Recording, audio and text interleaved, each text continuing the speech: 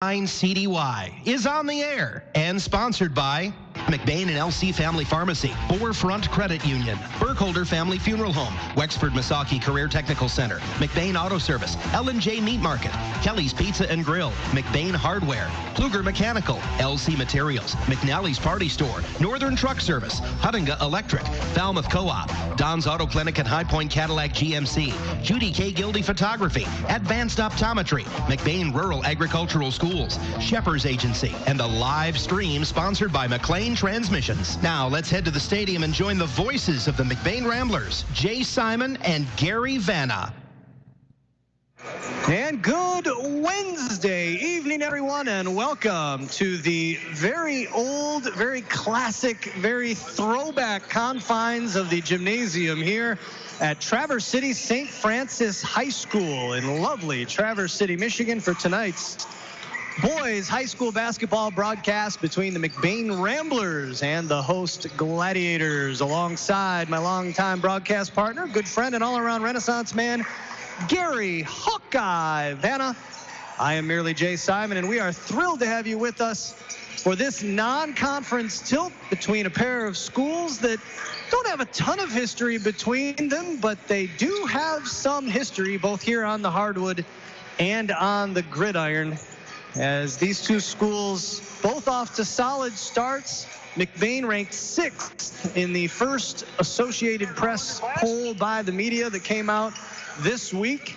They are 5-0, looking to keep that unbeaten streak alive against a 3-2 Gladiators team, Hawkeye, that on paper looks to be pretty young and not a whole lot of bodies on the bench. Yeah, they do.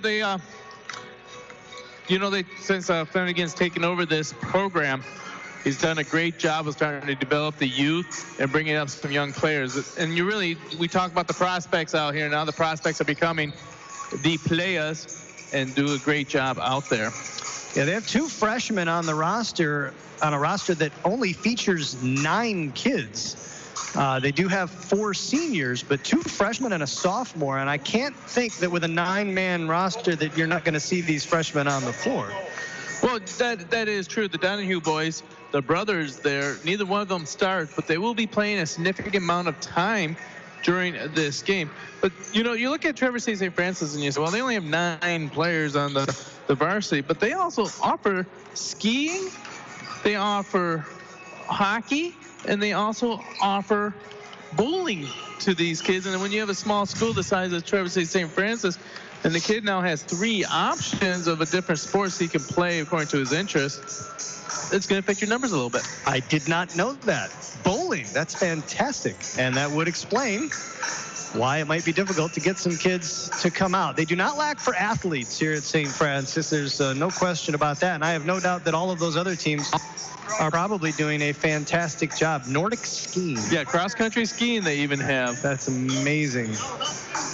Absolutely amazing. Well, they may not have a lot of people, but they do have size. 3 kids listed at 6'4", a couple others at 6'2". So they're not going to be intimidated by a Rambler team, Hawkeye, that features 10 kids on a 15-man roster that goes 6'1" or better.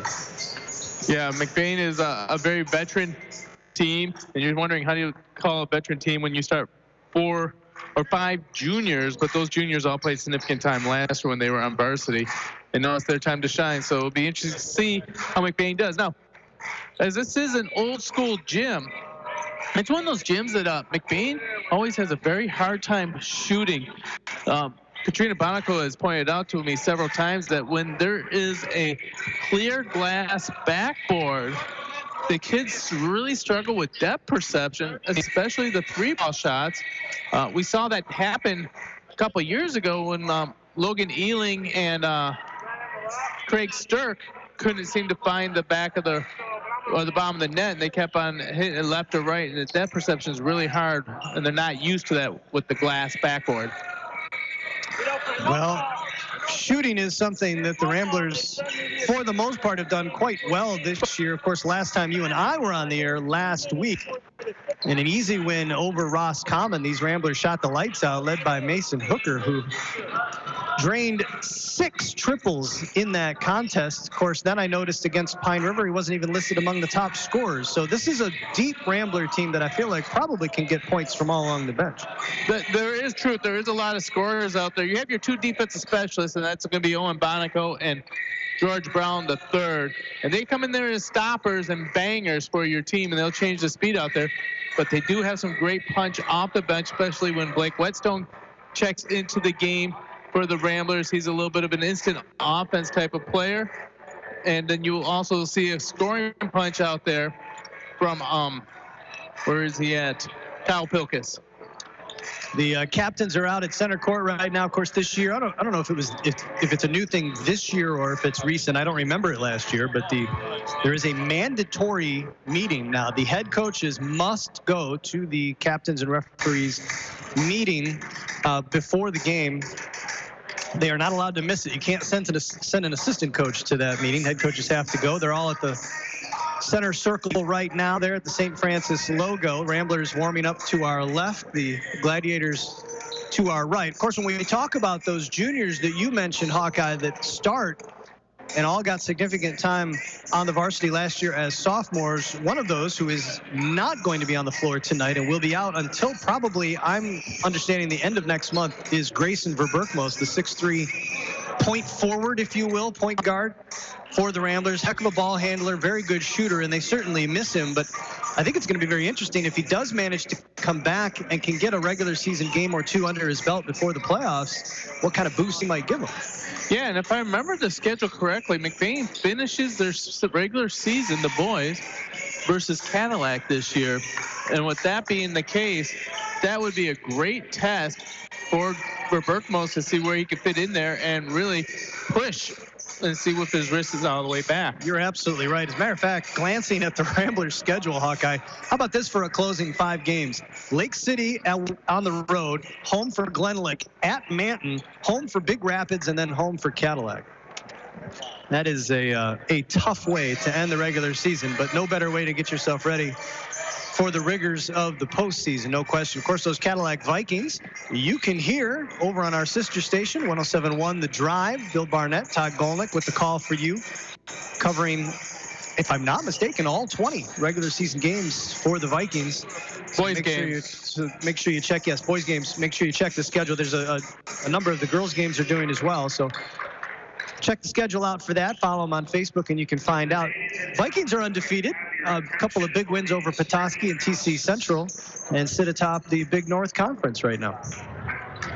Yeah, the team looks really sharp so far. They had some big wins. And their losses, those have been some really tough teams who they've lost to. So it kind of mimics their football season when they went 6-4, and yet the teams that they lost out for their games to in football were ranked in the top 3 in each of the divisions when they played them. Glen Lake, Kingsley, Iron Mountain, and then Muskegon Catholic Central, I believe. Yes, Muskegon Catholic Central. Yes. Remember that season. I think that was the year we spent on top of the roof in the rain at Muskegon When we went down Central. there, yeah, that's been wonderful. But I tell you what, we got a great facility to sit at today. We do indeed. St. Francis, this is an old school gymnasium. And when I say old school gymnasium, I'm talking about how the majority of our listeners probably have no idea what I'm talking about. If you are a grandparent, however, of one of these players, then you have probably sat in one of these old school gyms. The concrete bleachers that are immovable. You've got the old school, the glass backboards there on either side. You've got the stage area on the one end under the giant laughing Jesus on the wall. It's a small, confined gym. The sounds reverberate in here, and when you've got a decent crowd, it can get loud, and it can get hyped in here without question. Yeah, it's one of those gyms where if you're in like the top row, you can actually reach up and touch the rafters in this one. It's got the cool wooden benches, and as I was walking through there, unlike the modern day, there's actually leg room between you and the person in front of you on these seats. So that's really awesome. Knees in your back, right? Yeah. No knees in your back. It's nice. Of course, across from us and above our heads, there are banners galore. St. Francis, of course, known for their athletics program and they have earned themselves many, many accolades from the Michigan High School Athletic Association. And proud of the heritage that they have here and the folks that have come before them. This is we're in the scores table section here, right behind the clock keeper, right behind the longtime PA voice of the Ramblers, Harv, is right in front of us as well. And HOF, Harv Lucas. Is that Hall of Famer? Hall of Famer. Hall of Famer, Harv. Or Harv of Fame. Harv of Famer, Harv Lucas. Yeah, it's going to be a great one. This is going to be a really good one, and we're really, really happy to have you with us. We are coming to you live from the Shepherd's Insurance Agency broadcast booth, and this is your Pluger Mechanical pregame show, licensed and insured for new installations, HVAC services, and light plumbing. Call Aaron or his brother Brad at 231-282-3194. That's 231-282-3194. As mentioned, the two teams warming up. Got about 5 minutes left on the pregame clock. Hey, you got to realize, I don't know if you understood, but when we put together the schedule for our broadcast this year, we set it up to make sure that there was a game of the week of McBain sports now into the postseason. So fans, if you do not know the radio schedule, you can go through many businesses through downtown, and it'll tell you each of the different games we'll be covering. We do have one NMC girls game. We have two McBain public girls game. We have another NMC boys game. So we'll be all over McBain covering all their sports, but the sports are scheduled once a week. And this is this week's offering. Next week we will be at McBain for a Friday night doubleheader. And that should be a great showdown. It's going to be Matin and Matin. Yeah, the Rangers, I think, with just one loss this season. I believe still unbeaten in the Highland Conference. Lake City is still unbeaten overall and unbeaten in the Highland Conference. So the Highland feels a little top-heavy this year. And it's going to be very interesting when those three teams finally do get together and match up. I believe Lake City is coming off a win over Roscommon. A little tighter than the Rambler tilt with the Bucks, but the I thought Lake City lost their first game of the season on Monday to Morley Stanwood. I could be wrong, but I thought they were still unbeaten. Because when I looked at the state rankings, I thought I saw Matin girls number 5, Lake City girls number 6. You know, if only I had some form of internet-capable device. Yeah, that would be good. In front of me to look it up. I have something that's a bit more accurate. It's my memory at 50 years old, soon to be. But before that, yeah. So, no, in McBain's schedule, they're going to get a tough stretch right here because today they'll be up here in Traverse City, St. Francis, a court they don't traditionally shoot well. Then the boys will be playing without a rest. Tomorrow they're going to have to head over to Holton Lake where they're going to be playing against the Bobcats. And then they're going to get a short weekend, come back on Tuesday, and they will be facing the crosstown undefeated Lake City Trojans in boys basketball. That'll be next week, and then they have Manton to end the week on. Were we not talking about Lake City boys when I said they were undefeated? Were you talking about Lake City girls? Who did you think lost to Morley? Girls. Oh, okay. Sorry. I was talking boys because we're at a boys game, so I apologize. That's my fault. No, I'm sure you're right about the girls. I didn't look at their schedule. Yeah, Lake City was honorable mention, though, for state rankings. That's unsurprising. After the run they made, bringing most people back, yeah, I would expect it. But tonight we got a great action right here as the Ramblers are doing the last-minute instructions before they can take on these Gladiators, who are usually a very physical team. But as you were down the roster, you noticed that you don't remember many of the names that we called out in the football game on the roster in the basketball team. Nope, they must be Nordic skiing. That's all I can think. Well, if I could Nordic ski, I would Nordic ski. I've tried it a couple times. It's not easy. We are just about ready for the national anthem and the tip-off of this one. Boys non-conference basketball action. The McBain Ramblers and the Traverse City St. Francis Gladiators coming your way. We'll take a break, hear from a few of the fine sponsors that are allowing us to bring you this broadcast tonight, and come back with the tip-off right after this.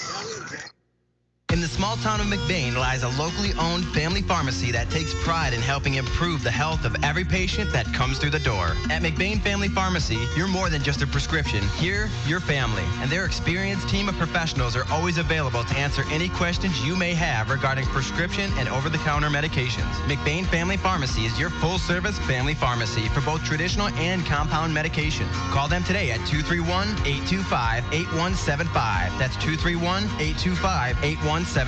Or stop by their store, located at 119 North Roland Street in McBain. Making the final arrangements for a loved one is never easy. At Burkholder Family Funeral Home in McBain, they can help you get through the process one step at a time. Serving the families in McBain and the surrounding communities for over 40 years, they take pride in providing exceptional services that families can actually afford. The caring and compassionate staff at Burkholder Family Funeral Home can help ease the burden. Burkholder Family Funeral Home. Visit them today at 211 North Pine Street in McBain or call 231-825-8191. High school students are training for the jobs of tomorrow today at the Wexford-Missaukee Career Technical Center in Cadillac. Juniors and seniors from 12 area high schools can choose from 14 career-driven programs. Free college credit is available. Visit WMISD.org and click or tap the Career Technical Education link. See all the great programs, then talk to your student's counselor. Call 876-2200. The Wexford-Missaukee Career Technical Center on 13th Street across from Baker College. Proud to serve the students of McBain High School. CTC is the place to be. We've all been there. We rely on our vehicles more than ever to get us where we need to go, safe and sound. McBain Auto Service is open Monday through Friday and are fully licensed and insured to serve you. With over 50 years combined experience, they specialize in everything from brakes to engine repair with no job too big or small. Stop in for a safety inspection. McBain Auto Service, located at 9438 South Maury Road in McBain, or call 231-825-2729. Providing great service and quality to our customers, LC Materials is here for you and all your concrete and aggregate needs, both residential and commercial projects. We can assist you in estimates, sand and gravel needs, project details, and on-time delivery. LC Materials is also in Cadillac at the Concrete Store. The Concrete Store has building supplies, stone, block, tools, and other accessories to help you finish your project. So when you're ready, call LC Materials. We're ready when you are, online at lcmaterials.net. When it's late, when it's snowing, when you just have to have it. It's nice knowing McNally's Party Store in downtown McBain is open 7 days a week. Locally owned and operated with the friendliest cashiers helping to serve your grocery needs. From candy and chips to pop and munchies, McNally's Party Store, they're still keeping it cold. And wishing the McBain Ramblers good luck in tonight's game. That's McNally's Party Store in downtown McBain, open 7 days a week. Your one-stop farm supply store is Falmouth Co-op in the heart of agriculture country. With locations at Falmouth and McBain, Falmouth Co-op has what you need to keep all your animals well-fed and healthy. Plus, bulk fuel and professional agronomy services like custom fertilizers and spraying and soil and grid sampling. Falmouth Co-op is your premier grain dealer and birdseed headquarters. And the McBain location has pizza, burgers, wings, and appetizers. Stop in today at either location in Falmouth and McBain. Falmouth Co-op is proud to support McBain's student athletes. Don's Auto Clinic, Chrysler, Dodge, Jeep, Ram, and High Point GMC Cadillac continue to grow together to serve you better. Our staffs are a group of hardworking individuals who, just like you, get the job done every day by showing the dedication and determination to teamwork. You will not find a more dedicated team making the car or truck buying experience more seamless and easy. Locally owned dealerships, proud to support all local high school sports. We're behind you all the way. And welcome back to St. Francis High School. Jay Simon alongside Gary Hawkeye Vanna. Tonight's presentation of high school boys basketball action brought to you in part by Burkholder Family Funeral Home, McBain Rural Agricultural Schools, McBain Family Pharmacy, and the Wexford-Missaukee Career Tech Center.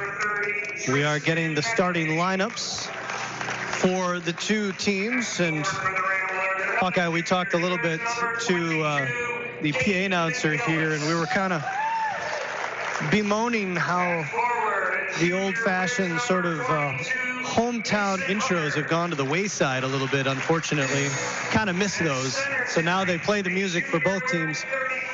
Might play the music a little louder for the other team, but I thoroughly enjoy it when a home team dims the lights for their home lineups, with the spotlight and all that. I think that's fantastic, and I think it's not diminishing the other team. It's celebrating your home team. I think that's a lot of fun, personally.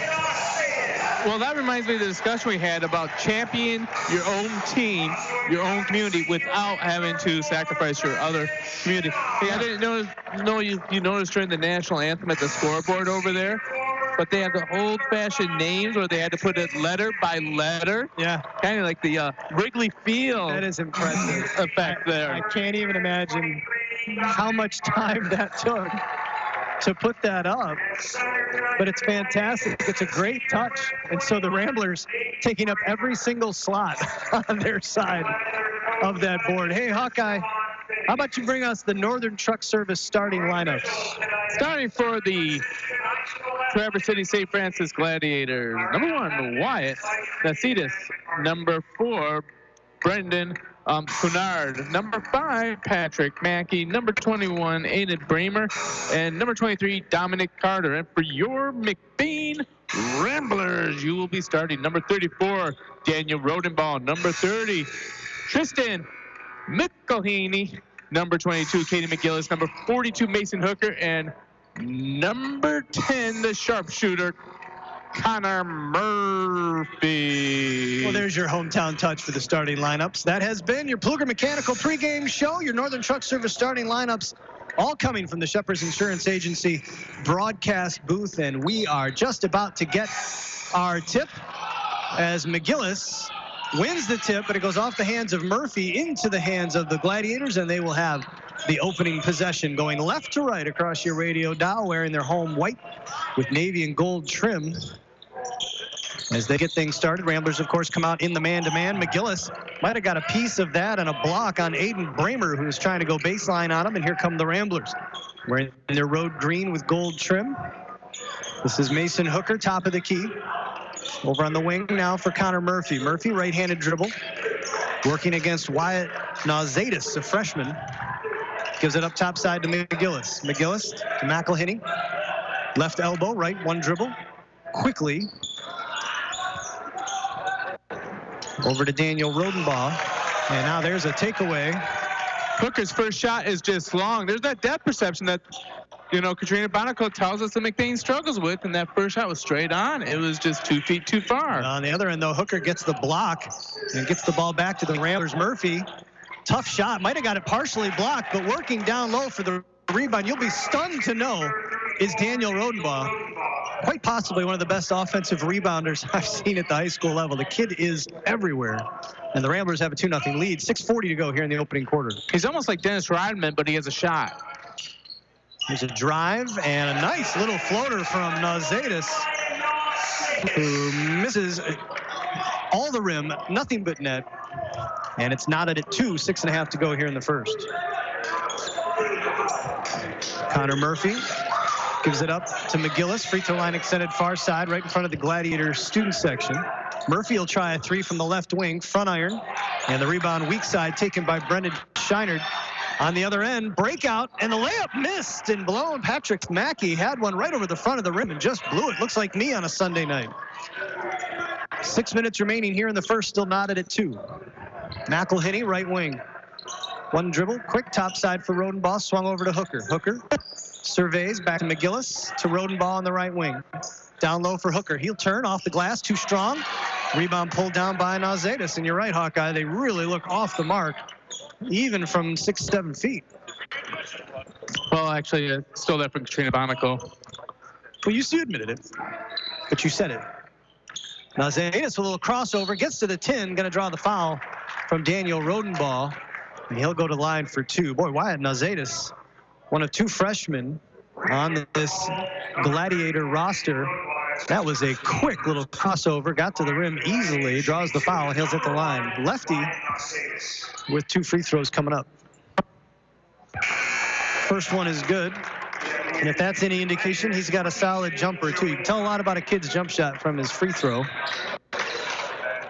And that was textbook. And now the other freshman into the game is Joey Donahue, who's checked in for the Glads. Nauzatis calmly drains them both. Gladiators with a 4-2 lead, 5.5 to go. The pass behind Rodenbach, back out to McGillis. McGillis into the paint, turns, spins, fires, front iron, no good. Rebound bounced around. McGillis comes up with it, elevates, can't finish, and then the rebound ends up in the hands of Aiden Bramer. Here come the Glads. Scheinert on the left wing, stops, pops from 14, no good. McElhinney with the rebound, quickly up to Murphy, coming up the right side, lefty dribble to the circle. Now he'll call out the play. 4-2, Glads with the lead, just inside 5 minutes to go here in the first. Murphy gets into the paint, kick out McGillis, left wing three, front iron, bounce, no good. And the rebound pulled down by Scheinert. Here comes Nauzatis on the right wing, dribbles down to the baseline, cut off nicely by Rodenbach. Being checked by Murphy now as Nauzatis will bring it to the top of the key. Nauzatis working against Murphy, crosses him over, nice little no-look pass. Blocked shot though, as Aiden Bramer's shot was rejected. Here come the Ramblers. McGillis, pump fake, gets his man off the ground, elevates, uses the glass. And Caden McGillis knots us up at 4 apiece with 4:15 to go here in the first. I love the return of the jump shot. The short two, it's usually layups and threes at every level, it seems like. Nauzatis again with a gorgeous drive, up and under, lays it off the glass. Wyatt Nauzatis, what a move. And it's a 6-4 TC lead. And that kid's only a freshman, so you know that he hasn't reached his ceiling yet, and he's going to be a dangerous player for years to come. Boy, he's going to be one of those that when he's a senior, you're wondering, is a 10th year senior? And a hoop in the harm, Daniel Rodenbach with another offensive rebound off a McGillis miss. Puts it up off the glass. He'll go to the line for a three-point opportunity. Yeah, right now, Rodenbach is working hard on the boards right there, and he's getting a reward as he's going to get a free shot at the old-fashioned three-pointer. Rodenbach completes it. 7-6 Ramblers, 3:40 remaining here in the first quarter. Nauzatis working against Murphy. Picks up his dribble, gives it up to Bramer. Top side for Carter. Dominic Carter over to Nauzatis. Lefty three from the right wing is no good. And McElhinney with the rebound. McElhinney comes up the right side into the corner. Hooker left wide open, drains the three. Well, it only took him 2 strokes to find the distance, and Mason Hooker gives the Ramblers a 10-6 lead with 3:10 to go here in the first. You know, Mason Hooker's a huge deer hunter, and let's just say it looks like he sighted his gun in. There's a nice pass on the baseline, elevating, just can't finish. And battling for the ball on the floor, ends up in the hands of Rodenbach. McGillis with the initial rebound. Rodenbach across the lane for Murphy, can't get it to go. And now we're going to get a foul on the Ramblers going over the back on the rebound. Boy, on the other end, Braden Scheinert had another point-blank layup that he couldn't finish. It's not a good sign for McBain. They'll have to shoot at that rim in the second half.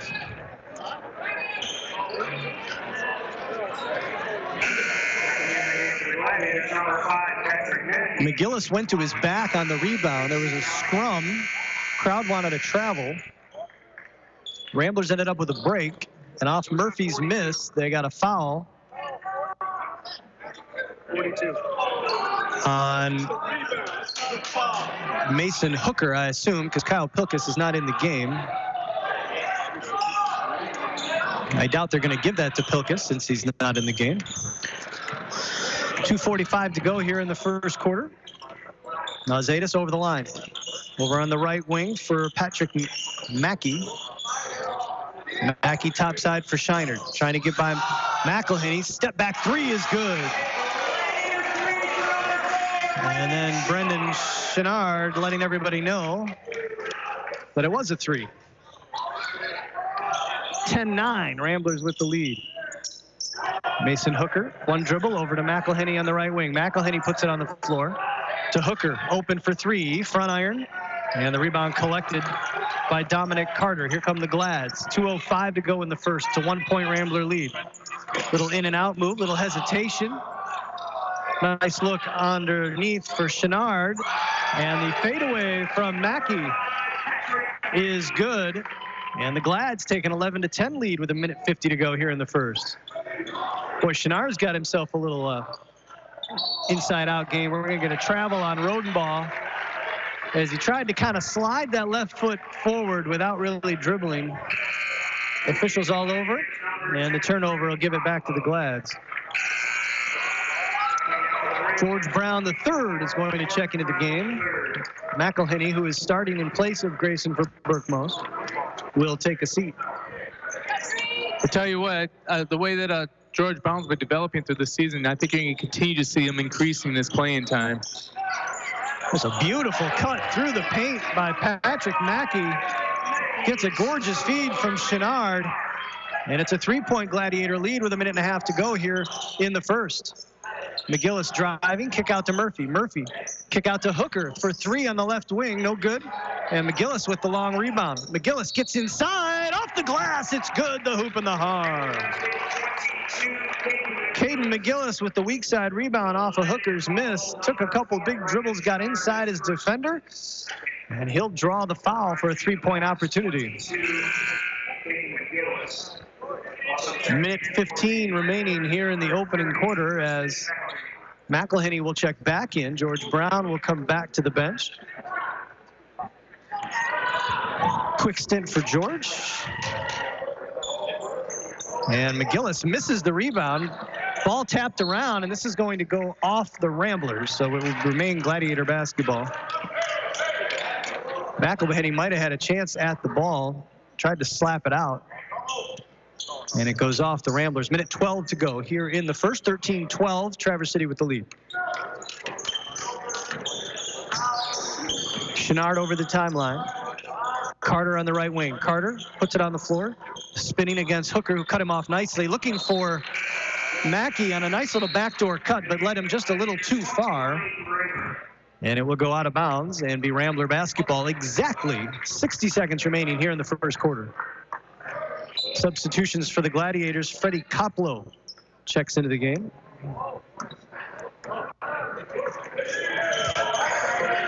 McElhinney on the right wing in front of the student section of the Glads. Top side for Mason Hooker. Rodenbaugh on the left wing. Couple right-handed dribbles. He'll kick it back. He'll give it to Murphy, who'll try the three from the left wing. Murphy can't get it to go. Ball batted for, and the Glads will come up with a loose ball. Chenard over the timeline, working against Rodenbaugh now. Chenard sizing him up. Between the legs. Now getting the 5-second call. Rodenbaugh staying on him. Chenard trying to shake him. Chenard drives right, cut off by Hooker. Cut off again, lost the ball, and it's going to go off. They're going to say Chenard. Mildly surprised, Hawkeye. That ball looked like it was down at the feet of the Ramblers, but they're saying it went off of Chenard, and it's going to be Rambler basketball. Yeah, but two dribbles before that, it looked like he cupped it, so it ended out all right. 18 seconds left. The Gladiators will pick up full court. Rodenbaugh takes it over the timeline. Gives it up to Murphy, top of the key. 12 seconds. Murphy crossover. Rodenbaugh on the left wing. Rodenbaugh surveying. Uses a Hooker pick. Double team. 6 seconds. Kick into the corner for Hooker. Puts it on the floor. Into the paint. Hooker, a little step. Out to Rodenbaugh. He'll fire the three at the buzzer. And it will not go. And at the end of one, TC St. Francis has a 13-12 lead over the McBain Ramblers. We'll take a break. Second quarter action coming your way right after this. McBain Rural Agricultural Schools is looking for the next generation of Ramblers. If you want to give your child the gift of a great education, make McBain Rural Agricultural Schools your school of choice. Every McBain Rambler gets a MacBook or iPad, a strong curriculum, including a variety of vocational programs, great athletics, and access to a brand new state-of-the-art performing arts center. Because great performances shouldn't be limited to the football field and basketball court. School of Choice is now open, which means a huge decision for your family is upon you. If you want a school that will challenge your child, support your child, and celebrate your child's individuality, make sure McBain is on your short list. It's never too late to change schools, and McBain is accepting students K through 12th grade. For more information, visit mcbain.org or call the superintendent's office at 231-825-2165. That's 231-825-2165. 231-825-2165. 14-12, the TC St. Francis Glads have the lead over the McBain Ramblers after 1 quarter of play here at St. Francis High School. Jay Simon alongside Gary Hawkeye Vanna. Zach Wiggins turning the dials for us back in the studio. It's the return of the Zach. As the Ramblers with possession to start this second quarter find Mason Hooker down low. Hooker put the ball on the floor. Probably should have went straight up with it. Would have had the layup. Instead draws 2 defenders who forced the missed layup. And here come the Glads. Chenard with a tough shot against 2 defenders. Somehow gets that up off the glass and knocks it down. It's a 15-12 Gladiator lead just underway here in the second quarter.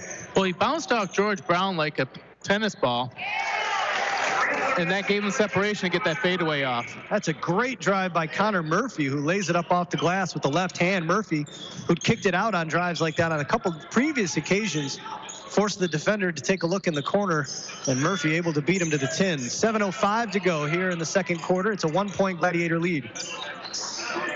Glad's going left to right, driving baseline. Tough athletic move from Patrick Mackey, who puts it up off the glass. Boy, that rim over there, when Mackey and Chenard get to the tin, looks like it's about 8 feet high, as George Brown III gets inside the defenders for the layup on the other end. Back and forth we go. 17-16, Glads with the lead.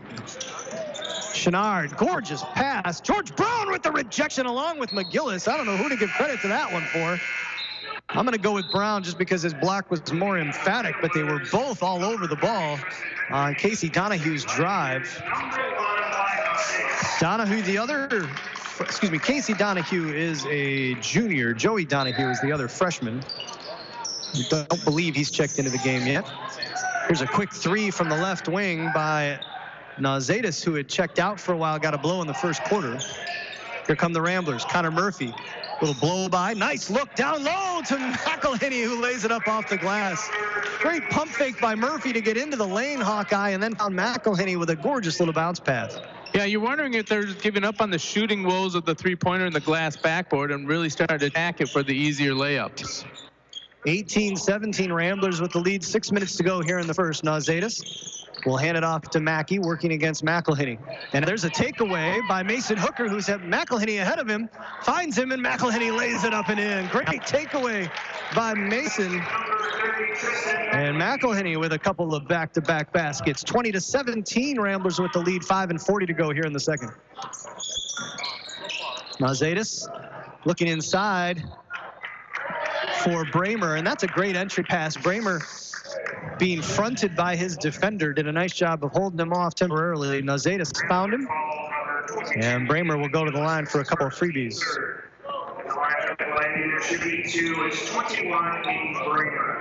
I want to remind you, if you're leaving our listening area, you can still listen to us anywhere where you have a solid internet connection. Just head on over to 107.9Wcdy.com, click the game logo. It'll take you to YouTube, and you can listen to us streaming live. Our thanks to McLean Transmissions. For anything transmission related and for quality used cars, call 231-779-1394. That's 779-1394 for McLean Transmissions on LaChance Road. As Bramer goes 1 for 2 from the line, Ramblers with a 20-18 lead. 5.5 to go here in the second. George Brown III looking for Hooker on a backdoor cut. McGillis on a backdoor cut, tapped away by the Gladiators, so the Ramblers will trigger under their own basket. Connor Murphy will survey, gets it into McGillis on the baseline. McGillis with a quick 3 off the front iron, no good, and the rebound pulled in by Chenard. Chenard quickly up ahead. There's a nice little leave for Bramer, and Bramer got his shot rejected, but we're going to get a foul call, and it's going to be on George Brown. First on Brown, 4th on the Ramblers here in the first half. And Bramer will go back to the line where he's 1 of 2. Bank is open for Aiden Bramer. High glass on that first free throw. That wasn't even one of those boom type shots. That one's back iron, no good. And Daniel Rodenbaugh pulls down the rebound. 1-point Rambler lead, 5:10 to go here in the second quarter, first half. Murphy looking around, finds McGillis on the right baseline, trying to get it inside to George Brown, and it was taken away momentarily. Gets it back in the hands of McGillis, who will send it out to Murphy. Murphy will reset. Murphy using a pick from George Brown. McElhinney. Nice look for Brown inside. Brown, though, fading away. Couldn't get that shot to go, and the rebound taken away by Bramer. Now Zaydis will give it up and get it back. And will survey being checked by Rodenbaugh.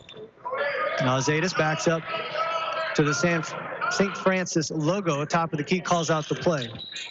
Down to Joey Donahue, the other freshman who's on the floor now. So 2 freshmen on the floor. There's a long 3. Front iron is no good. Rebound tracked down by McGillis. That was Chenard from just inside the volleyball line. This is a nice look inside for George Brown, the third, who elevates, tries to use the tin to protect himself. I know these kids like to really gather and jump, but man, Hawkeye, if he just takes that ball, turns, and goes up immediately, he's got a free layup with no defenders around him. I actually think he has the ability to dunk in traffic. Is that what he's thinking there? That's what I would be. If you could do. That's what I used to think before I kept on cutting my chin on the rim. Brown will go to the line for a couple, and he misses the first. Hooker checks back in for McGillis. I didn't even get a chuckle from the check. He doesn't even know me. He's laughing at that one. 4:17 remaining here in the second quarter. And the Ramblers have a 1-point lead as George Brown III misses both of his free throws. There's a gorgeous pass. My goodness. Missed, though, by Bramer as Chenard just hit him streaking down the middle. What a touch pass. I don't know if Chenard plays quarterback or not, but man, what a look. Well, it looks like getting back on defense, the Ramblers on a casual Sunday drive, and St. Francis is going up the expressway right up to the middle. Ramblers working it around. Here's a 16-footer from McElhinney, who misses everything. Just caught the backboard. And here come the Gladiators. Working inside the paint. Getting the bounce is Dominic Carter for his first bucket of the game. And he gives the Gladiators a 21-20 lead. Ramblers had a chance, Hawkeye, to extend this lead in the second quarter. Instead, they've given it back, and the Glads now have retaken the lead. Murphy, quick 3 from the right wing. Back iron, no good. Weak side rebound. McElhinney knocks it out of bounds. And it will remain Gladiator basketball. McElhinney will check out. McGillis will check back in. So you've got Hooker, Brown, Rodenbaugh, McGillis, and Murphy on the floor now for the Ramblers. 3:15 to go here in the first half. Pretty quick first half. 21-20, Gladiators with the lead. Now Zaydis gives it up. Chenard, top of the key. Chenard trying to split the defense, gets it taken away by Murphy. Up ahead for George Brown, the third. Brown back to Rodenbaugh through his hands. Ramblers collect it, though. Hooker gets it back. Down low for Brown. Brown on the block. Will try to kick it out to McGillis, and they call him 3 seconds on George Brown, who apparently did not clear the lane after he initially came down. I honestly thought he had chased that ball out of the lane, so I thought he had cleared it. But did they call it on Rodenbaugh on the backside? That's entirely possible. I was simply going to say that I'm sure the official's 100% right, and I'm 100% wrong. No, I think Rodenbaugh was set up on the backside trying to wait for that rebound, and Brown took a little bit while to develop a shot. It could be. Here's Carter for a quick 2. No good. McGillis with the rebound. 2.5 minutes remaining here in the first half. Connor Murphy over the timeline. Lefty dribble, takes it to the mid-circles. Over to Rodenbaugh, free throw line extended far side. Looking at a curling McGillis. Now gives it to Hooker topside. Murphy here on the left wing. Watches Rodenbaugh curl through. Topside for McGillis. Over to Hooker on the right side. Murphy curling in. Chases an errant pass down. Gives it up, gets it back. Murphy will bring it back out to the logo. Call out the play. 2:05 to go here in the first half. 21-20, Gladiators with the lead. Rodenbaugh quickly double team. Gives it up to Murphy. Murphy, kick out. McGillis, 3-ball on the way. No good, and the ball tapped around, collected by Zaydis. Here come the Glads. Zaydis working against several defenders, elevates against McGillis. McGillis rejects the shot, but got him with the body. And Zaydis is going to go to the line for a couple. McBain is really struggling outside the arc right now. And they keep on settling for that shot. When they made their little run, they were able to do some interior passing, attacking the rim and getting some free layups. Traverse City's kind of sandbagged or a little bit collapsed on that, causing it to be a lot more difficult. McBain is settling back for the 3-pointer. George Brown III will check out. McElhinney back in, so now your starters on the floor for the Ramblers with 1:49 to go as Nauzatis misses the second. My. And the rebound goes out of bounds. It'll be Rambler basketball. That's mildly surprising couple of missed free throws, and now the Gladiators are going to pick up full court again. And quickly, nobody with Daniel Rodenbaugh, and Rodenbaugh will lay it up and in. Nobody picked up Daniel Rodenbaugh, who was all alone on the offensive side of half court. And McGillis finds him with the basketball, the baseball pass. 22-21 Ramblers. Nauzatis, Carter, top of the key. Carter driving on Hooker, trying to get the finish, can't. And McElhinney with the rebound. Here comes Murphy, 1.5 to go in the second quarter.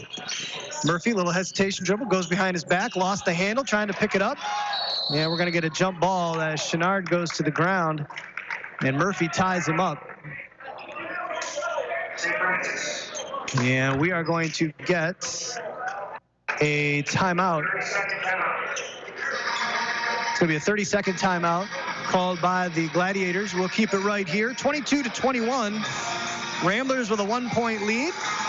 This broadcast brought to you in part by McBain Auto Service, the Falmouth Co-op, and Don's Auto Clinic and High Point Cadillac GMC. Our sincere thanks to each and every one of our sponsors for their support of tonight's broadcast. Couldn't do it without them. I want to give a shout out to Brian listening down in Waterford.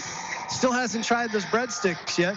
So this is the story with Brian in Waterford. If you haven't heard this before, Hawkeye hails from Waterford, and there's a pizza place down there that he loves their breadsticks. The name is, again, Anthony's. The problem is Brian has a teenage son, and the only time Brian goes for pizza is when his son wants to go for pizza, and his son's favorite pizza place, I'm afraid, is not Anthony's. What is it? I don't know. Well, you better find that out. Well, you'll have to tell me. Well, back in McBain, the McBain girls are up 26-14 over Traverse City St. Francis varsity girls. Back here in Traverse City, Chenard driving, little lefty floater is good. And the 1:03 to go, Chenard gives the Glads a 1-point lead. Back and forth, this whole first half has been neither team, I believe, with more than a 3-point lead, as Murphy, double team, gives it up to McElhinney. McElhinney being harassed by Chenard. It's a little bit of an extended 2-1-2 zone, it looks like. The Ramblers aren't sure what to do with it. McElhinney gets into the paint, kick out to Rodenbaugh. 40 seconds remaining. Kicks it out to Murphy. Now they look like they're picking back up man-to-man. They're doubling off of screens, though, is what it looks like. McElhinney gets picked up, gives it up to Murphy. Murphy into the corner for McGillis, and McGillis traveled, they say. And it's going to be Gladiator basketball. So whatever the Glads were doing there, Hawkeye, looked like they might have momentarily, if not a zone defense, certainly switching on everything. And the Ramblers just weren't sure what to do with it. They were doubling Murphy, getting the ball out of his hands, and it works. Turns into a turnover. 1-point Gladiator lead, 15 seconds to go. Carter hands it off to Nauzatis. Nauzatis working against Rodenbaugh, backs it out, 10 seconds to go. Nauzatis clears him out, working against Rodenbaugh. Nauzatis, left to right swing, uses a pick, fires from the left elbow, comes up short, rebound into the hands of McElhinney. And that is how the first half will end. 23-22, a low-scoring affair here in Traverse City at St. Francis High School. Gladiators enjoying a 1-point lead. For us, it's time for the McBain Hardware Halftime Show. We'll take a break, collect our stats and our thoughts, and be back right after this. In the small town of McBain lies a locally owned family pharmacy that takes pride in helping improve the health of every patient that comes through the door. At McBain Family Pharmacy, you're more than just a prescription. Here, you're family. And their experienced team of professionals are always available to answer any questions you may have regarding prescription and over-the-counter medications. McBain Family Pharmacy is your full-service family pharmacy for both traditional and compound medications. Call them today at 231-825-8175. That's 231-825-8175. Or stop by their store, located at 119 North Roland Street in McBain. Making the final arrangements for a loved one is never easy. At Burkholder Family Funeral Home in McBain, they can help you get through the process one step at a time. Serving the families in McBain and the surrounding communities for over 40 years, they take pride in providing exceptional services that families can actually afford. The caring and compassionate staff at Burkholder Family Funeral Home can help ease the burden. Burkholder Family Funeral Home. Visit them today at 211 North Pine Street in McBain or call 231-825-8191. High school students are training for the jobs of tomorrow today at the Wexford-Missaukee Career Technical Center in Cadillac. Juniors and seniors from 12 area high schools can choose from 14 career-driven programs. Free college credit is available. Visit WMISD.org and click or tap the Career Technical Education link. See all the great programs, then talk to your student's counselor. Call 876-2200. The Wexford-Missaukee Career Technical Center on 13th Street across from Baker College. Proud to serve the students of McBain High School. CTC is the place to be. We've all been there. We rely on our vehicles more than ever to get us where we need to go, safe and sound. McBain Auto Service is open Monday through Friday and are fully licensed and insured to serve you. With over 50 years combined experience, they specialize in everything from brakes to engine repair with no job too big or small. Stop in for a safety inspection. McBain Auto Service, located at 9438 South Maury Road in McBain, or call 231-825-2729. Providing great service and quality to our customers, LC Materials is here for you and all your concrete and aggregate needs, both residential and commercial projects. We can assist you in estimates, sand and gravel needs, project details, and on-time delivery. LC Materials is also in Cadillac at the Concrete Store. The Concrete Store has building supplies, stone, block, tools, and other accessories. Nice knowing McNally's Party Store in downtown McBain is open 7 days a week. Locally owned and operated with the friendliest cashiers helping to serve your grocery needs. From candy and chips to pop and munchies, McNally's Party Store, they're still keeping. Plus, bulk fuel and professional agronomy services like custom fertilizers and spraying and soil and grid sampling. Falmouth Co-op is your premier grain dealer and birdseed headquarters. And the McBain location has pizza, burgers, wings, and appetizers. Stop in today at either location in Falmouth and McBain. Falmouth Co-op is proud to support McBain's student athletes. And welcome back to St. Francis High School. Jay Simon alongside Gary Hawkeye, Vanna, Zach Wiggins, the Zach Attack back in the studio. Turning the dials for us, we've got a 23-22 St. Francis Gladiator lead over the Ramblers here at halftime at St. Francis High School in this gorgeous old school gymnasium. And I was just talking, Hawkeye, to Tim Roller, whose son plays on the JV. This Gladiator team, the freshmen, and especially Wyatt Nazatis, he was asking me, I have to agree, I'm not sure I've seen a freshman like this in quite a while. No, there's a lot of truth to that. This freshman, as I was talking to one of the press guys for St. Francis, he's been playing like this all season. He's an extremely seasoned freshman, and he is just taking charge of the team. They said he actually started out the football season the backup JV quarterback, but they pulled up the starting quarterback to varsity. But right now, the football team is looking at him with the way that he's mentally tough to be the starting quarterback as a sophomore next year for the Glads. Well, I'll tell you this, and I mean, having never played football, I don't actually know how well it necessarily translates, but let's face it, the quarterback position is a very cerebral position. You got to be smart to be able to recognize what everybody on that field is supposed to be doing. And I'll tell you, watching that freshman right now and the way he surveys the floor, he has dropped some dimes that didn't end up as official dimes in the stat book because his teammates didn't finish, but he has thrown some phenomenal passes, touch passes that have gone three-quarter court. He has thrown some beautiful little bounce pass looks on the interior. If he can survey a football field like that, the Gladiator is going to be in good shape going forward. They'll be extremely dangerous and looking for another district title in football. As mentioned, 23-22, this is the McBain Hardware halftime show. See Ron or Tyler for all your needs. As Gary's brother-in-law will tell you, if McBain Hardware doesn't have it, you probably don't need it. Get some first half statistics for you. Ramblers were led by Daniel Rodenbaugh, who finished with 7 points in that first half, 1 for 1 from the free throw line, and then they've gotten contributions up and down the book. They got 4 points apiece from Tristan McElhenney and Caden McGillis. Mason Hooker hit a triple in that first half, and Connor Murphy and George Brown III each with a bucket. Meanwhile, for the Gladiators, Brendan Chenard, the lefty senior, leading the way with 7 points. Patrick Mackey and Wyatt Nauzatis. Nauzatis, the freshman that we've been talking about, each with 6 points. And Aiden Bramer, Dominic Carter, each with a bucket to round out the scoring for the Glads. McBain 1 of 3 from the line. The Gladiators just 4 of 8 from the free throw line in that first half.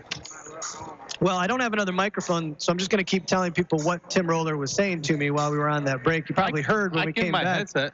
No.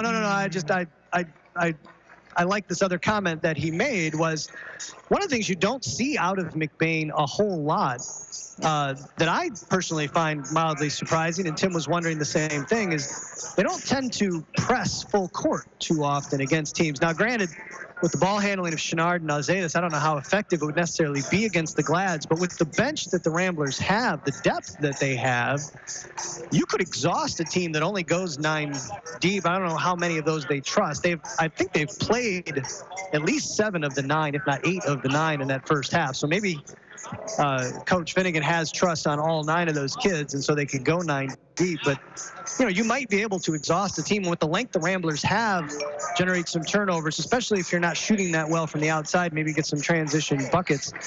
You've watched Coach Copeman a lot longer than I have. What are your thoughts on that sort of defensive tactic? Well, I think what Coach Copeman really preaches is the help defense, and he really doesn't like leaving any man on an island, and I think that's what his biggest struggle with the full court press is that your men will end up on islands a lot more often where they're just trying to cover one person one-on-one, and if you get a switch, there's too much spread there, and he'd rather have it packed down in a half-court scenario where he can get the switches quicker and he can close down the lane so that the boys can take more chances to steal the ball because there's weak side help just around the corner. Yeah, makes sense. You've seen them pick up at half court in the past, I know, but that full court sort of 1-3-1 or diamond look or those types of things are not hallmarks of Rambler defense necessarily, but with their length, they can be a lot of trouble in the half court. We saw it early, a lot of block shots early on in the first half, but I'll tell you that Nauzatis and Brendan Chenard really doing quite a heck of a job in getting penetration and finding open teammates. Both teams have blown a number of layups in that first half, and 23-22 is a relatively low-scoring first half. This is, again, the McBain Hardware Halftime Show. I want to remind you again, if you're leaving our listening area, make sure you head on over to 107.9Wcdy.com. You can also go to YouTube, search for 107.9 CDY, and you can listen to us live streaming anywhere in the world where you've got a solid internet connection. Word on the street is Tim Roller likes to listen to us in the stands. I don't think you heard what I said. The two teams back out on the floor. Ramblers getting their final instructions from Coach Copeman. The Gladiators are back out on the floor again, thanks to McLean Transmissions for our live streaming, and to McBain Hardware, as you've been listening to the McBain Hardware Halftime Show. 23-22. Traverse City St. Francis has the lead and the ball as we get this third quarter underway. They will be going right to left across your radio dial. Starting 5 for both teams out on the floor as Nauzatis brings it over the timeline. Mackey to Nauzatis on the left wing. Top side for Chenard. Chenard working against McElhinney. Uses a Carter pick. Double teamed. Gets all the way past his man and gets to the 10. No help defense. As Chenard went coast to coast and lays it up with the right hand on the right side. And it's a 25-22 Gladiator lead. This is, I think the Ramblers might have had a 10-6 lead. I think 4 points, the biggest lead of the game for either team. Hooker topside. Over to Connor Murphy. You got a little bit of a jumble of bodies on that side. I'm not sure Ramblers thinking about their defense. They're thinking about their offense, where they're supposed to be. They seem to be a little confused right now. Rodenbaugh, a little bounce pass down from McGillis. McGillis working against 2 defenders. In and out, no good. Rebound, though, collected by McGillis. Kick out for McElhinney. Rodenbaugh now will put it on the floor. Rodenbaugh to the 10. Can't get it to go. And now Rodenbaugh with the loose ball rebound puts it up and in. You know, as I was watching that last sequence, this is the first team McBain has faced that they can't out-athletic. No, a lot of good athletes on this Gladiator team, as the gorgeous bounce pass from Nazatis to a cutting Mackey. Connor Murphy Caden McGillis tried to step in front for the charge, and instead McGillis is going to draw the foul, and it will send Mackey to the line for 2. It's the 3rd foul of the game for McGillis. Mackey back irons the first. 25-24. Gladiators with the lead. Mackey, though, with one more freebie on the way. And he drains it. Make it 26-24, Traverse City St. Francis. Murphy up ahead to McGillis on the right wing. McGillis back to Murphy now. Lefty dribble will take it to the center circle. 6.5 minutes to go here in the 3rd quarter. McElhinney, double team looking for Hooker. Hooker did not cut to the basket, which is what McElhinney thought he was going to do. Instead, Hooker, who was hanging out just inside the 3-point line, watches the errant pass go out of bounds. It'll be Gladiator basketball. McBain just looks like they're out of sync right now, and then with McGillis with 4 fouls, we'll see how much longer Coach Copeman would keep him in the game and let him play with it. Is it 3 or 4? McGillis with a nice block. Murphy might have actually blocked that from behind. Nazatis' pass. St. Francis does not agree. I could not tell for the life of me who that went off of. The officials, though, making the advanced optometry good call and giving the ball to the Ramblers. Yeah, you know, it's easy to argue, but when all 3 officials agree with the call, you kind of have to trust the officials know what they're doing. They're on the court. Absolutely. Inside 6 minutes to go here in the 3rd quarter.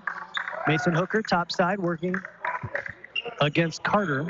Over to Murphy against Nazatis. Lefty dribble for Murphy between the legs. Surveying. Nazatis not closing to get the 5 count. Murphy will give it up to McElhinney. McElhinney top side for McGillis. McGillis puts it on the deck, driving. And before the shot, we're going to get a foul call. It's going to be on Mackey. First on Mackey, first on the Glads here in the 2nd half. Ramblers will trigger under their own basket. 5.5 minutes to go here in the 3rd quarter, down by 2. Murphy looking, will get it out to Rodenbaugh. Rodenbaugh gives it back to Murphy, curling to the top of the key. He'll call out the play. Murphy gets a double pick. Double team. They're trying to take the ball out of his hands quickly. Over to Hooker. Hooker working against Carter to McElhinney. Top of the key, 5:15 to go here in the 3rd. Murphy on the left wing, free throw line extended. Top side for Hooker, puts it on the floor, stops, pops from 16. Too strong and off to the right. Rebound pulled down by Chenard. Here comes Chenard quickly over the timeline. Chenard to Mackey. Mackey gets into the paint. Nice little shovel pass. But I think the Ramblers got a hand on it, intended for Bramer. Knocked out of bounds by McBain. 4:55 to go in the 3rd. Gladiators will inbound under their own basket. Chenard will trigger. And that's what I was talking about when McGillis closed on the breaking man, and then like weak side collapsed by Rodenbaugh and knocked that ball out of bounds. Nazatis hands it off to Carter. Carter lefty dribble into the paint, and they're going to get a travel as he lost the handle a little bit, bobbled it, and shuffled the feet. Turnover. We'll give it back to McBain.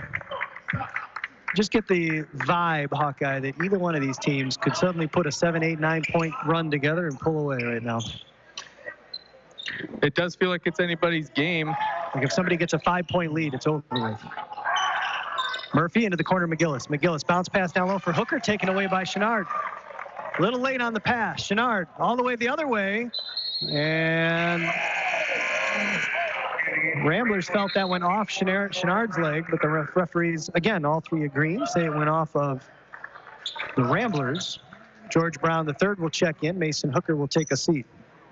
4:23 remaining here in the 3rd. They get it into Bramer, and Bramer was looking at Carter, who was not looking at Bramer, and the ball goes out of bounds. A couple sloppy turnovers from the Gladiators. Ramblers just have not been able to take advantage. They still trail 26-24, 4:15 to go here in the 3rd quarter. McElhinney gives it to McGillis, top side. George Brown taken away by Carter. Boy, the Ramblers just not crisp offensively. Carter puts it on the turf, gives it up to Nauzatis now on the Gladiator logo on the far side of the court. Nauzatis working against Murphy will bring it topside. Gives it to a curling Mackey. Mackey surveying, working against Rodenbaugh. Drives baseline, trying to get it inside to Carter. Nice look. Carter can't finish, and the rebound pulled down by McGillis. Then the ball on the floor. Multiple hands, ends up in the hands of McGillis. McGillis trying to get it up to Brown, who was alone, but he threw it right to Chenard. Chenard now quickly the other way finds Mackey, who lays it up and in. 28-24, biggest lead of the game for either team.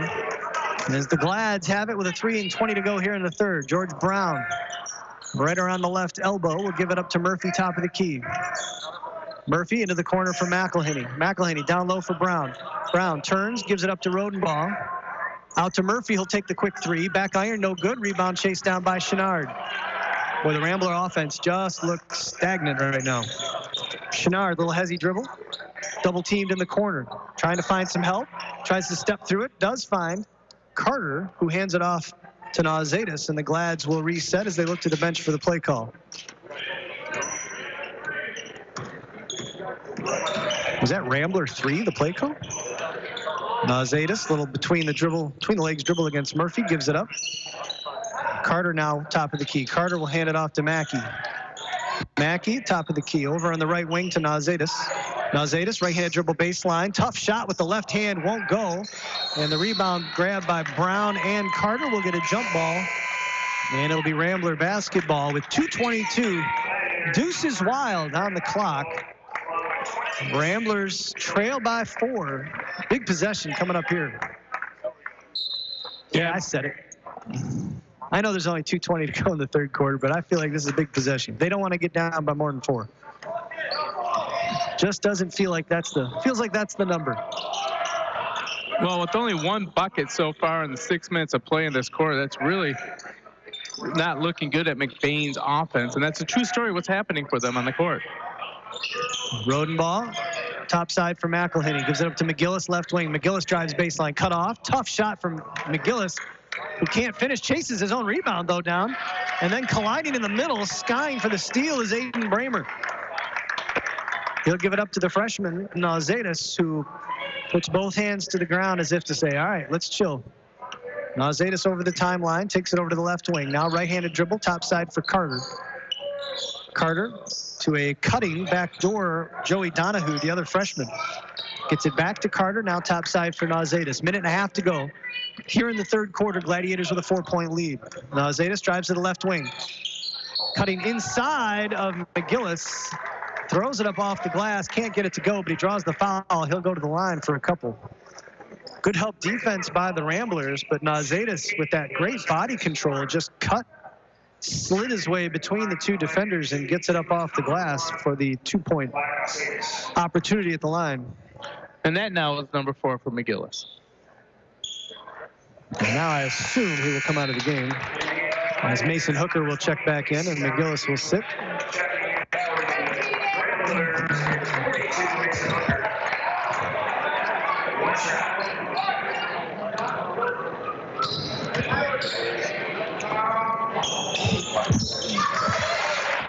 Nauzatis knocks them both down, and it's a 6-point Gladiator lead. And now they're going to get Connor Murphy for a carry. Obviously, that official doesn't watch the NBA. No, but if he watches high school, that's the right call. And that's an advanced optometry good call. Absolutely. Minute 5 to go after the turnover. Nauzatis slings it over near side for Casey Donahue, the elder. Curling Freddie Koplo into the paint, can't finish. And the rebound pulled down by Hooker. Inside a minute to go. Daniel Rodenbaugh will fire for 3. Knocks it down. Daniel Rodenbaugh steps into a 3-pointer. Rodenbaugh's got all 5 of the Rambler points in this quarter, and he trims it to 3 with 40 seconds remaining in the third. That was a huge 3 for McBain. you know, they've been leaving Rodenbaugh open with that, and now he can maybe loosen the defense a little bit. Rodenbaugh does a nice job of cutting off Nauzetis, who leaves the jumper short. Rodenbaugh with the rebound. Here comes Murphy. McElhinney to Murphy. Gives it back to McElhinney. Topside, George Brown finds Murphy underneath. Kick out to Daniel Rodenbaugh. Rodenbaugh swung around for Hooker. Good patience by the Ramblers, not taking the quick jumper. 10 seconds remaining. Murphy now surveying from the left side. Between the legs, 6 seconds. McElhinney, top of the key, inside for Hooker in the paint. Can't finish, but with 2.9 seconds remaining, Mason Hooker will go to the line for free throws and an opportunity to trim this lead. Just when it looked like the Ramblers were going to go into the fourth quarter with a pretty sizable deficit for the first time, Hooker has a chance to trim it. Of course, I jinxed him. Yeah, thank you. The first. Listen, you can't survive the. If you can't survive the announcer jinx, that's not my fault. As both free throws missed, George Brown with a couple of tip opportunities couldn't get them to go, and that's going to end the third quarter of play, 30-27.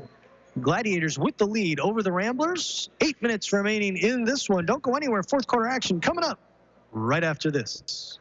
Anybody else stepping in, Mark? Don's Auto Clinic, Chrysler, Dodge, Jeep, Ram, and High Point GMC Cadillac continue to grow together to serve you better. Our staffs are a group of hardworking individuals who, just like you, get the job done every day by showing the dedication and determination to teamwork. You will not find a more dedicated team making the car or truck buying experience more seamless and easy. Locally owned dealerships, proud to support all local high school sports. We're behind you all the way. McBain Rural Agricultural Schools is looking for the next generation of Ramblers. If you want to give your child the gift of a great education, make McBain Rural Agricultural Schools your school of choice. Every McBain Rambler gets a MacBook or iPad, a strong curriculum, including a variety of vocational programs, great athletics, and access to a brand new state-of-the-art performing arts center. Because great performances shouldn't be limited to the football field and basketball court. School of Choice is now open, which means a huge decision for your family is upon you.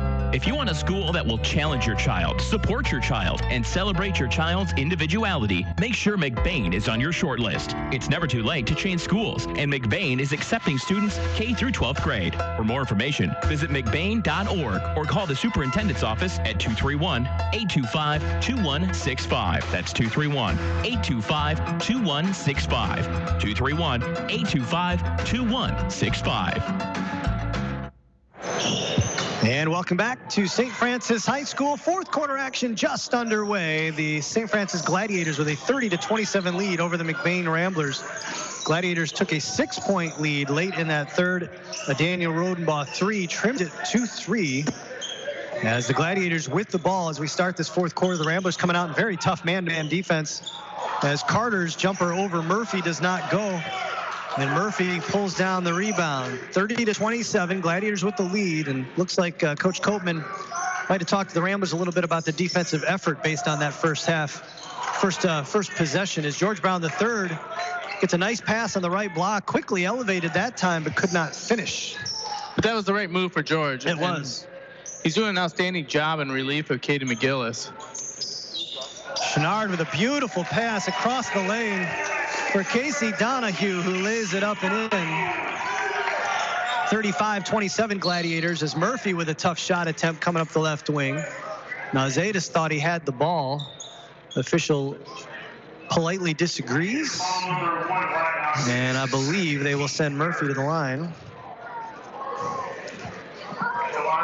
for a couple shots. It's the second on Zetas, third on the Gladiators. Ramblers with 2 fouls in this half. Murphy rattles home the first.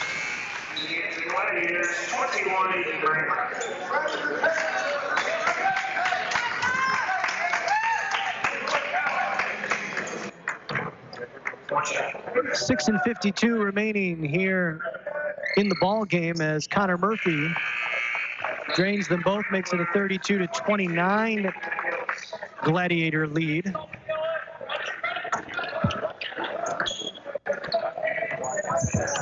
Murphy, Hooker, Brown, McGillis, and Rodenbaugh on the floor right now for the Ramblers. McGillis in foul trouble, playing with 4. As Nazadis working against Murphy, brings it over the timeline. Little hesitation dribble, gets to the sideline. George Brown III skying for the block. Chenard, though. Chenard gets into the lane and lays it up over the front of the rim. Brendan Chenard, the senior, calmly driving into the paint, taking it right back to the 10 after George Brown went high to block the shot of Wyatt Nazadis. 34-29 Gladiators. Hooker puts it on the floor. Kicks it out to McGillis. McGillis finds Murphy. Murphy will reset out to the volleyball line. Now over to McGillis on the right wing. Lefty dribble. Little bounce pass for Hooker on the block. Hooker turns, fires, too strong. Brown with the weak side. Rebound, the hoop, and the harm. George Brown III was in the right spot at the right time. And George will go to the line to try and convert a three-point opportunity. The bonus will be 24. George Brown III. He also had a basket correction on first. Tell you, just watching these two teams, Hawkeye, one of the differences that I notice, aside maybe from Connor Murphy, and as good as Connor is, I don't know that I'd put him in the same category as Chenard or Nazadis, as Brown cuts it to a 2-point lead. McBain just doesn't have ball handlers that can just get to the 10 on their own, working one-on-one necessarily. No, they've got a lot of big physical kids who can finish. But Chenard and Nazadis, as Chenard shows you right there with a little hesitation drop step, Brendan Chenard with another layup in the paint makes it a 36-32 Gladiator lead. That's what those two bring. And they can find their teammates when you collapse on them, and they are finishing when you don't. Yeah, with 2 point guards out there, it really makes it hard for you to focus on one. Gladiators wanted a foul on George Brown III, who tried to create a little space, and now we're going to get a foul on Casey Donahue. George Brown III, a little unhappy. Foul on the Gladiators, so the Ramblers will trigger under their own basket as Connor Murphy will take it. 5:07 to go here in the ball game. 36-32, Gladiators with the lead. McGillis takes it on the left wing, working against Mackey. Top side for Murphy at the volleyball line. Murphy, lefty dribble against Nazadis, gives it to Hooker at the left elbow, back out to Murphy, as the Ramblers just trying to do something with this motion offense. Trying to get free. The Glads have done a great job of just sticking with their man. Hooker, McGillis, right elbow, kick out George Brown. Back to McGillis. Rodenbaugh thought about the three. Topside Hooker, he'll quickly pull the trigger. Front iron no good. Brown though with the rebound. Out to McGillis. McGillis drives inside, kicks out to Murphy, who thought about it. 4.5 to go here in the ball game as Murphy pulls it out. Gives it to Rodenbaugh on the right wing. Rodenbaugh decides against using a Mason Hooker pick, kicks it out to Hooker, whose three comes up short. Brown saves it though, but into the hands of the Gladiators as the Ramblers just continue to struggle shooting. And now we got a foul on George Brown. I didn't see what happened at half court, Hawkeye, did you? All I saw was a Gladiator down on his knee at half court. Brown was already down in the paint. I didn't quite see what happened. I'm assuming a push of some sort. Well, the physical play is getting a little bit higher or more intense with George Brown down there, and I was just kind of waiting for a physical foul to be called on him, and that was finally it. And maybe he's got it out of his system. He's going to go back to playing a little bit more under control. You could watch it escalating on his face. 36-32, Gladiators with the lead. 3:48 to go here in the ball game. Mackey on the right wing, lefty dribble topside, working against George Brown. Mackey looking, finds Nazadis. He'll bring it up top. Nazadis working against Murphy. Left-handed dribble gets by him. Little Euro step into the lane, lays it up and in. Wyatt Nazadis. Boy, you can't teach that. 38-32, Gladiators with the lead. 3:15 to go.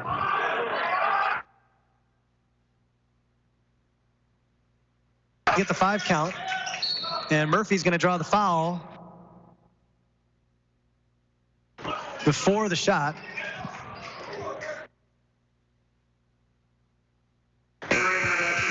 26. Foul on the Gladiators. Next one will send the Ramblers to the, which could be in 3 minutes to go here. 3:09. Loading ball into the corner. Drives baseline.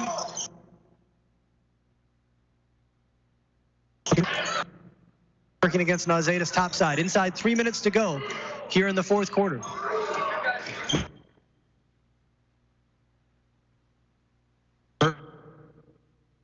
Being left alone by Aiden Bramer.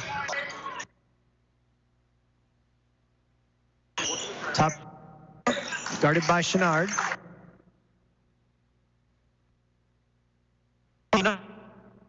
Carter taken right back by Brown.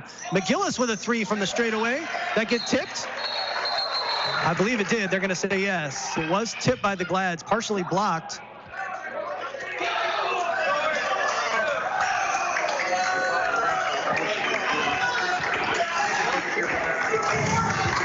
Well, I see the temperature rising on George Brown. He just came over to Copeman and said, I'm about ready to blow my top. And what does Copeman do? Calls a timeout. 38-32, 2:28 remaining here in the ball game here at St. Francis. We got a full timeout on the floor. We'll take a 30-second break, and we'll be back right after this. In the small town of McBain lies a locally owned family pharmacy that takes pride in helping improve the health of every patient that comes through the door. At McBain Family Pharmacy, you're more than just a prescription. Here, you're family, and their experienced team of professionals are always available to answer any questions you may have regarding prescription and over-the-counter medications. McBain Family Pharmacy is your full-service family pharmacy for both traditional and compound medications. Call them today at 231-825-8175. That's 231-825-8175. Or stop by their store located at 119 North Roland Street in McBain. Got a barn burner here at St. Francis High School in Traverse City. Jay Simon alongside Gary Hawkeye Vanna. The McBain Ramblers trail the host Gladiators 38-32 here late in the fourth quarter. 2:38 remaining in the ball game. Ramblers trailed by 1 at the half, by 3 coming into the fourth quarter. 6 is the biggest lead the Gladiators have had, as they led by 6 late in the third and lead by 6 now, as Owen Bonico in the paint. Lost the handle trying to drive inside against Donahue. Casey Donahue. And the Gladiators come up with a loose ball. Big possession defensively right now for McBain with 2:13 remaining. The freshman Wyatt Nauzetis, who has been the spark plug, along with senior Brendan Chenard, out on the floor right now, controlling things for McBain as they want to try to keep it out of those two's hands. Nauzetis gets it back, working against Murphy. Drives on him, picks up, goes between the legs, now takes it back to the logo. Not getting a 5-second call because Murphy can't stay close enough to him. Lost the handle, picks it back up, now gives it up to Chenard. Minute 40 to go. You know these two are going to just dribble it out. Ramblers have only committed 3 fouls. McGillis had to go for the ball, and he does. And McGillis will foul out of the game.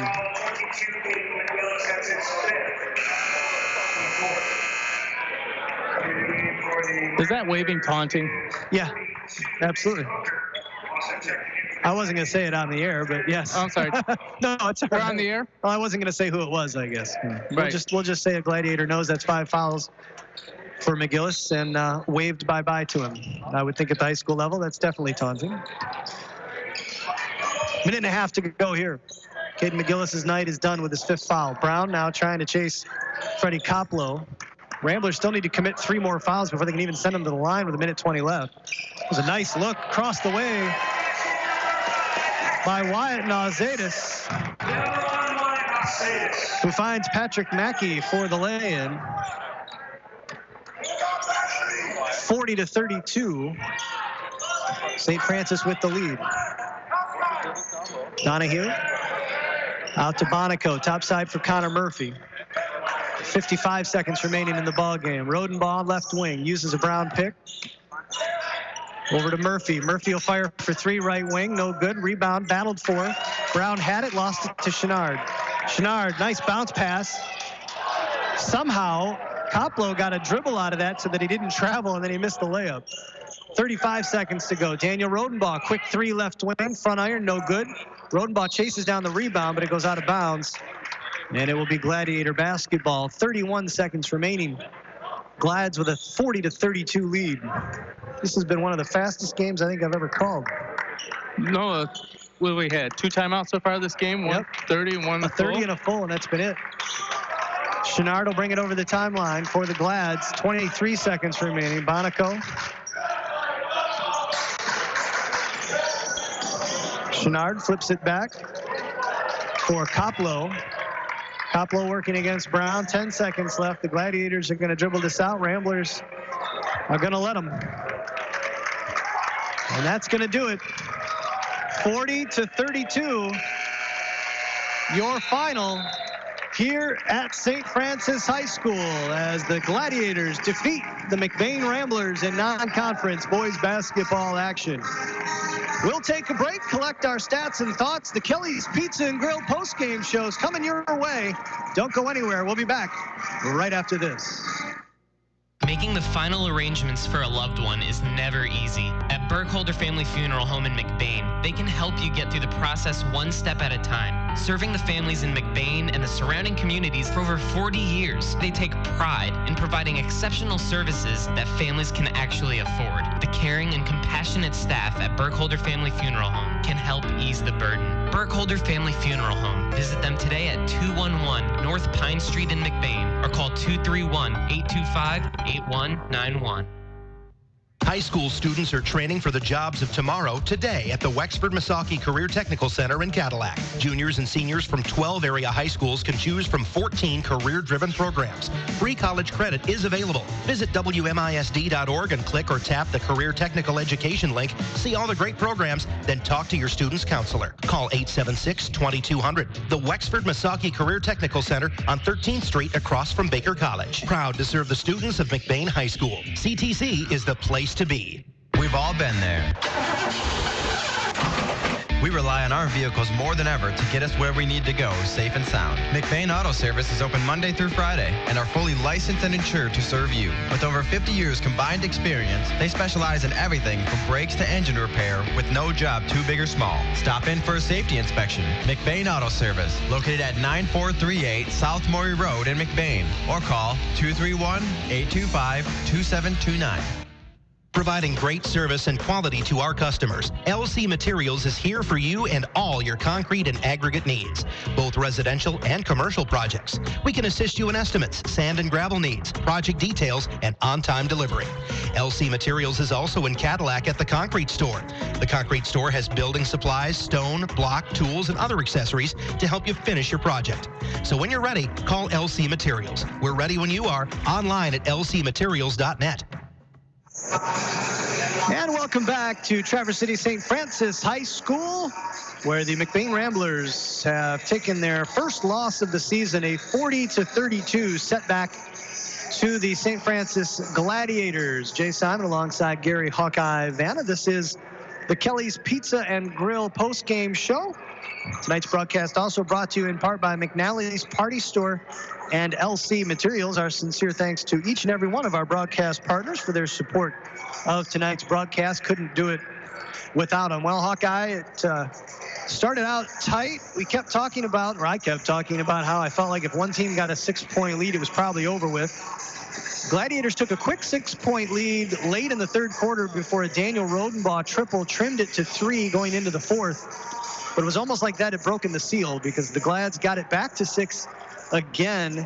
And then from there, they were able to close it out, holding the Ramblers to just a single field goal in the fourth quarter, outscoring them 17-10 in the second half to run away with the 40-32 victory. They move to 4-2 on the season due to the Gladiators. The Ramblers take their first loss. They fall to 5-1 as they get ready to get back into Highland Conference play. There's more Highland Conference action now for the Ramblers with more teams in the league this year with the addition of Roscommon and Houghton Lake. A couple more on the list. It used to be, 14? Now it's 16 league games, I think. Yes. So, and they got a quick turnaround because they got to be back on the court tomorrow up in Holton Lake. there you go. That is a very quick turnaround. So an opportunity to kind of wipe this bad taste out of their mouth, if you will, as they head up to take on northeast to take on the Bobcats. Meanwhile, tonight, sorry, Hawkeye, go ahead. No, I was going to say, one thing that Coleman can walk away with this game is that I think you need to prove to these teams that you're going to have to go back to learning some fundamentals, because so far this season, you've out athletic teams and you've outshot teams. Today, you were not able to out-athletic them, and your shot was off. What are you going to do now to win this game? And they didn't win it, and now they're going to have to start training themselves. Yeah.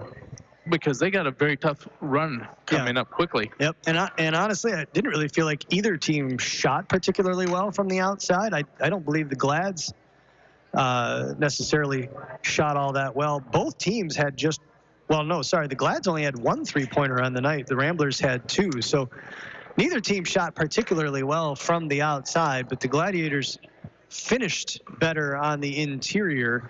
And a lot of that was because of the ball handling and passing skills of freshman Wyatt Nauzatis and senior Brendan Chenard, as those two combined for 21 points. 23 points. Patrick Mackey, the senior, also in double figures with 11 points, benefiting largely from the looks that Nauzatis and Chenard gave him on the interior. And that's how the Gladiators did it, along with some very good man-to-man defense, giving the Ramblers a little dose of their own medicine. And you said it, Hawkeye, this is the first time maybe that the Ramblers have really seen a team that has the same level of athleticism that McBain brings to the court. And they did some of the little things a little bit better. Yeah, they did. And the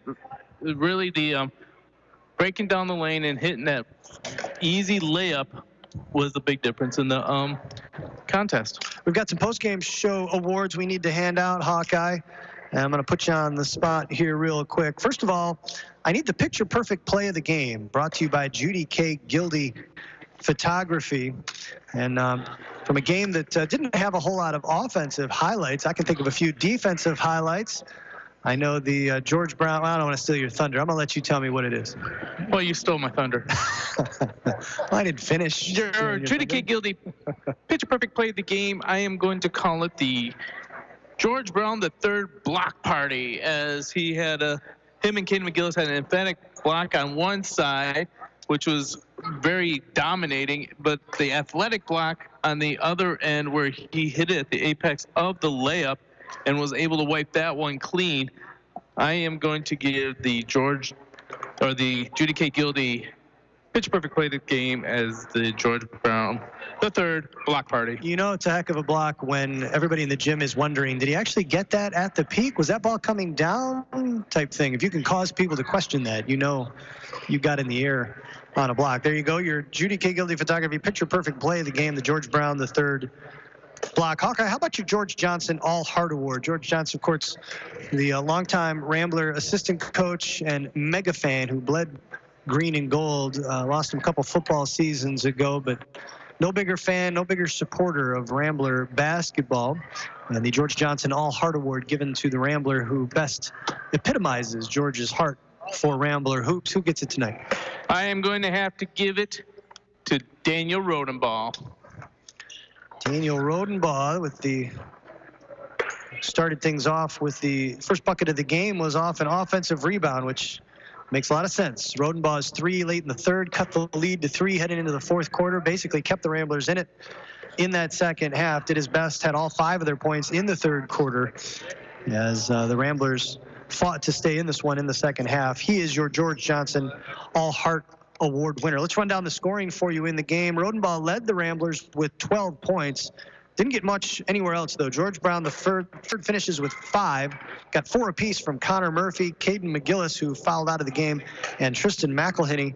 And then Mason Hooker hit a triple in the first quarter. Just one of 3 triples that were hit in this game between these two teams. Kind of a poor shooting night from both teams. A lot of that, obviously, due to the defense. Meanwhile, the Gladiators led by Brendan Chenard, the senior. He had 13. Patrick Mackey had 11. Wyatt Nauzatis, the standout freshman, finished with 10 points and a bucket apiece. Casey Donahue, Aiden Bramer, and Dominic Carter to round out the scoring for the Glads. Ramblers finished 4 of 8 from the free throw line. Gladiators 7 of 12 on the night. Hawkeye, how about the Defensive Player of the Game award, brought to you by Huttinga Electric? I gave the Huttinga Electric Defensive Player of the Game to Mr. Windex. Always on the board, the hardest working kid down low, Daniel Rodenbaugh. Doubled up on that one. I like it. Can't disagree with that one. Congratulations, Daniel. Defensive Player of the Game, Huttinga Electric Defensive Player of the Game award winner.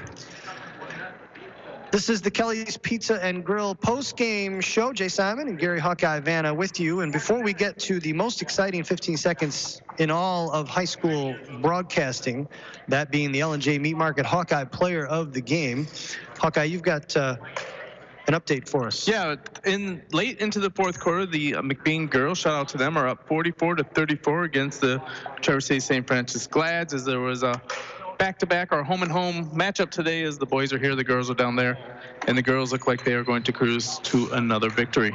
There you go. The Lady Ramblers, don't call them the Lady Ramblers, as Mark View says, looking like they're going to get a win tonight. Meanwhile, their boy counterparts falling 40-32 tonight here at Traverse City St. Francis. Just want to thank Huttinga Electric, McBain Hardware, Northern Truck Service, Judy K. Gildy Photography, Advanced Optometry, Pluger Mechanical, L&J Meat Market, Kelly's Pizza and Grill, McLean Transmissions, and the Shepherd's Insurance Agency for their support of the various highlights that we have here on this show on 107.9 CDY. Couldn't do it without them. Make sure you stop in, let them know you heard them here, and thank them for their support of Rambler Athletics here on CDY. And that leaves us with the most exciting 15 seconds in all of high school broadcasting, that, of course, being the Hawkeye Player of the Game, brought to you by L&J Meat Market. You've waited. Who you got, Hawkeye? Well, I would just like to say that Traverse City is known for its cherries, its beautiful scenery, and its casino. And if I was going to go to casino tonight, I'd play blackjack. You want to know why I'm playing blackjack? Because all I'm doing tonight is doubling down. And I'm doubling down on the L&J Meat Market Player of the Game and giving it to George Brown III. That's doubling down? He got the Oh, he gets a double. Oh, okay. He got the I guess it would be tripling if you went with Rodenbaugh. That's right. That makes sense. I don't know that that's a blackjack term, was the triple.